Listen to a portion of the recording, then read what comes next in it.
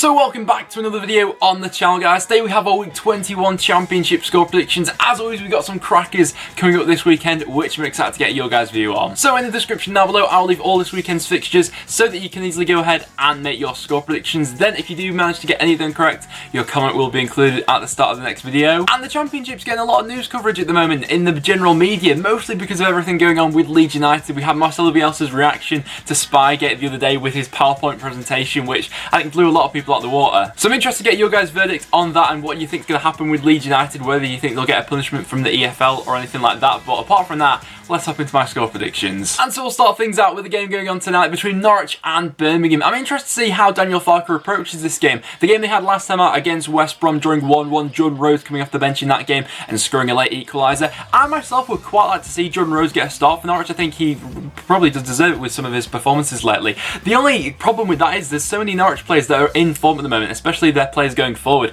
Who do you drop out of that system? Maybe you play Pukki as a number 10 and let Jordan Rose play up front on his own with Pukki playing off him. It's an interesting conundrum for Farke to sort out. Birmingham is still just sat outside of the playoffs at the moment. They are currently in 8th, but they've not won any of their last 3 matches. They'll be hoping to turn that around sooner rather than later. The game they had last time out at home against Middlesbrough, they lost that by 2-1. The first half, they really weren't looking at the races, but the second half, I thought, showed a big improvement from that. Adams has been their man going forward, who's been bang on form at the moment, so I expect both teams to score a goal in this game. I don't think there's going to be all too much in it, but I am going to back Norwich to get back to winning ways with a 2-1 home victory tonight. FIFA's going to say it'll be a 1-1 draw. And then we've got Aston Villa going up against Hull City. Hull being the most informed side in the championship currently. They have been absolutely electrifying to watch. They're unbeaten in their last 9 championship matches and they've won their last 6. So Hull are really coming into this one full of confidence. The same cannot be said about Aston Villa, who are absolutely diabolical in their last championship game, losing 3-0 away against Wigan Athletic, a team who at the time weren't in form at all. Villa were really caught off guard in that game. Defensively, they were absolutely all over the place, and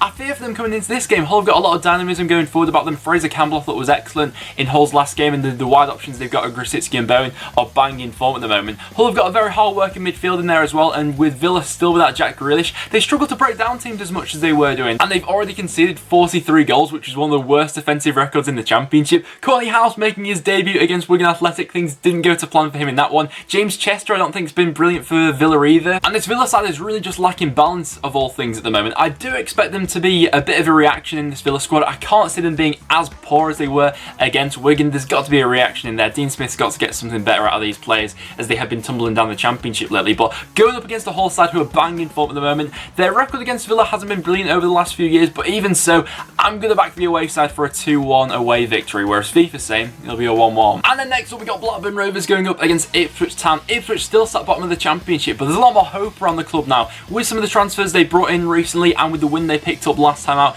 against Rotherham United, they've given themselves a chance to stay up in the league, in my opinion. They're still 7 points adrift of safety, but if they can continue churning out these results, they'll be in the push come the end of the season. Going up against this Blackburn side, who have turned their form around recently in the championship, they were on a bit of a bad patch, but lately they have won their last 2 matches. Possibly a bit of fatigue could play into this game though, with Blackburn having a midweek game, being knocked out of the FA Cup in a replay they had against Newcastle United. Ipswich have had longer to recover for this game, so maybe that could play a bit of a part in it. With some of Ipswich's new signings as well, I think they've got a lot more attacking impetus, and James Collins coming in as a centre-back, he's really going to head and stabilise that back line. That could be seen against Rotherham. There was a lot more confidence in there, dealing with balls coming into the box. He's that leader at the back that they were in need of, and I think that'll play well for Ipswich going into this game. For this one, I don't see there being all too much in between the two sides. I'm going to back this one to finish as a 1-1 draw, with FIFA saying it'll be 2-1 Ipswich. And then we've got Derby County going up against Reading, another game where fatigue could be playing into this one as well, with Derby having an FA Cup replay, a very dramatic game, a 2-2 draw with Southampton, where they were able to win on penalties in the end. It was quite an entertaining game. From that game, I think some players could have forged their way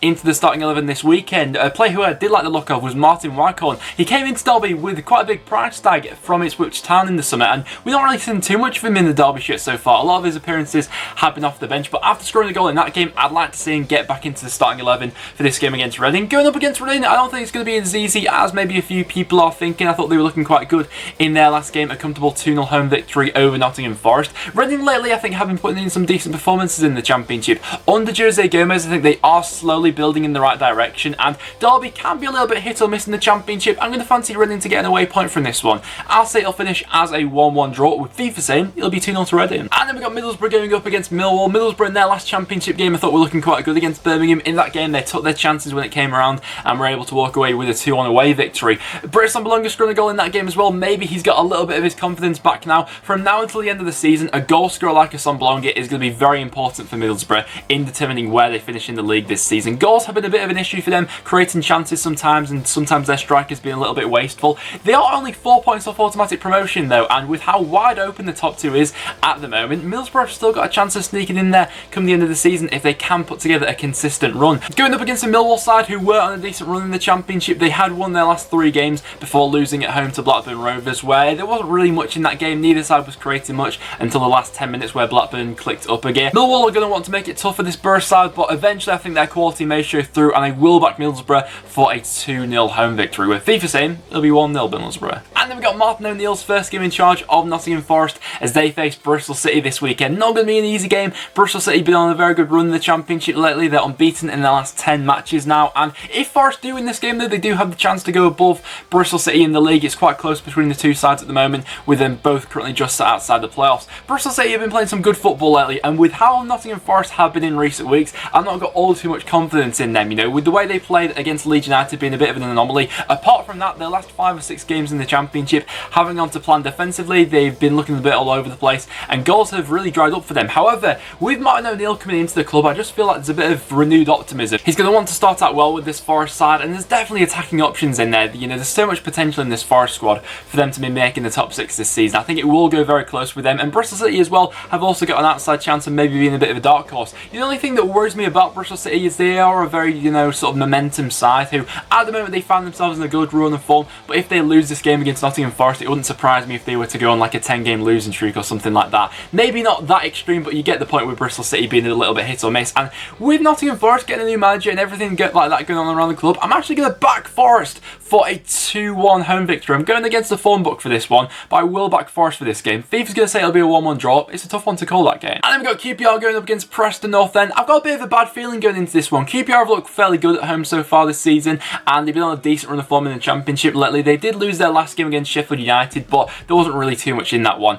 Going up against the Preston side, who have been a little bit hit or miss lately in the Championship. Preston are without a win in their last 5 Championship matches, which is a little bit of a worry as we are slowly edging back down the Championship as a lot of the teams below us are picking up form once again. And going up against QPR away isn't going to be an easy game for us. The only positive we've got going for us at the moment is obviously the new signings coming in, and a lot of players are returning from injury now. And while we had quite a few players returning in our last game we had against Swansea City, it wasn't the best performance from us, although we did pick up a 1-1 draw from that game in the end. And like I said, I've got a bit of a bad feeling about this one. In the reverse fixture, it was the opening day of the season when we last played QPR. Preston walked away with a 1-0 home victory. There wasn't really much in it between the two sides in that game, and I've got a similar feeling that this game could go in a similar pattern as well. I don't think there's going to be too much in it between the two sides, and I actually think that QPR may just edge this one by 1-0. I hope I'm proved wrong by that, but I will say QPR will walk away with 3 points from this one. FIFA's going to say it'll be 2-0 QPR. I'm hoping I'm proved wrong. And then we got Rotherham going up against Brentford. Rotherham in their last game in the Championship not having the best outing, losing against bottom of the table Ipswich Town. That drags them straight back down into this relegation fight, and they're going up against the Brentford side who have found their form once again in the Championship. They haven't been brilliant so far this season, but lately they've been scoring a lot more goals, and like I said, they are on a decent unbeaten run at the moment. They scored 3 goals in the last game they had against Stoke City, a very convincing home victory. They created a lot of chances in that game, and I've got the feeling that in this game I expect Brentford to dominate the ball. They'll create a lot of chances, and Rotherham defensively lately haven't quite been at it. Earlier on in the season, Rotherham made themselves incredibly hard to break down, and they scored some good goals going forward, looking to put balls into the box and breaking on the counter-attack. Lately, their performances haven't really been the best. They did pick up a victory a couple of weeks ago against my team, Preston North End, but even in that game, I didn't think that Rotherham were brilliant. And with how I think these two sides are going to set up and how the general flow of the game is going to go, I think that Brentford will get them more opportunities, and if they're clinical enough, I think they'll walk away with 3 points. So for this game, I'm going to back Brentford for a 2-1 away victory, whereas FIFA's saying it'll be 2-0 Brentford. And then we got Sheff Wednesday going up against Wigan Athletic. Both sides having very different weekends last time out, with Sheff Wednesday losing 3-0 and Wigan winning 3-0. Wigan were looking absolutely brilliant last time out, and that performance against Aston Villa came out of absolutely nowhere. Pilkington coming into the Wigan squad completely transformed their attacking lineup.